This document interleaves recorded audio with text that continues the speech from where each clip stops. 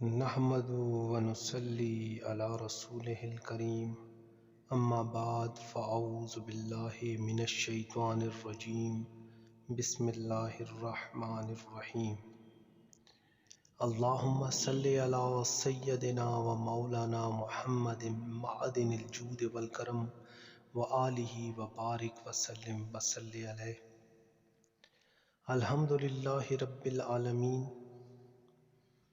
وما ارسلناک الا رحمتا للعالمین صدق اللہ مولانا العظیم۔ السلام علیکم ورحمۃ اللہ وبرکاتہ۔ نیک اعمال پروگرام میں جو آج کا موضوع آپ سماعت فرمائیں گے وہ ہے فضیلت آخری آیات سورۃ بقرہ۔ حضرت نعمان بن بشیر رضی اللہ عنہ سے روایت ہے کہ رسول اللہ صلی اللہ علیہ وآلہ وسلم نے ارشاد فرمایا کہ اللہ تعالیٰ نے آسمان و زمین کی پیدائش سے 2000 برس پہلے ایک کتاب لکھی، اس میں سے 2 آیاتیں اتاری جس پر سورۃ بقرہ کا اختتام کیا۔ یہ 2 آیاتیں جس گھر میں 3 دن پڑھی جائیں شیطان اس گھر سے کے قریب بھی نہیں آ سکتا۔ ترمذی شریف اور دارمی شریف کی یہ روایت۔ دوسری روایت حضرت ابن عباس رضی اللہ عنہ سے ہے کہ حضرت جبرائیل علیہ السلام حضور نبی کریم صلی اللہ علیہ وآلہ وسلم کی خدمت اقدس میں حاضر تھے کہ حضور صلی اللہ علیہ وآلہ وسلم نے آسمان کا دروازہ کھلنے کی آواز سنی۔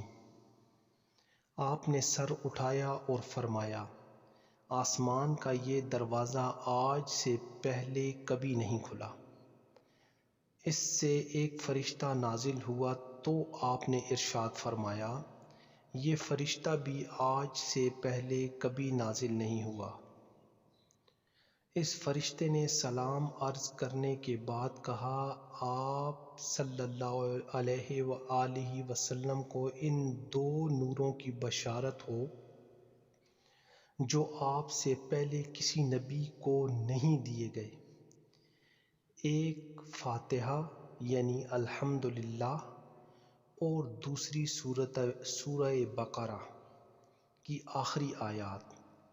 اس میں جو حرف بھی پڑھیں گے اسی سے آپ کو نوازا جائے گا، یعنی یہ سب دعائیں جو ان آیات میں ہیں مقبول ہوں گی۔ یہ روایت بھی مسلم شریف کی ہے۔ آخر میں دعا ہے اللہ رب العزت کے حضور کہ جو سنا اس پر عمل کرنے کی توفیق عطا فرمائے، آمین ثم آمین یا رب العالمین۔ اللہم صلی علی سیدنا و مولانا محمد معدن الجود والکرم وآلہ وبارک وسلم وصلی علیہ وما علینا الا البلاغ المبین۔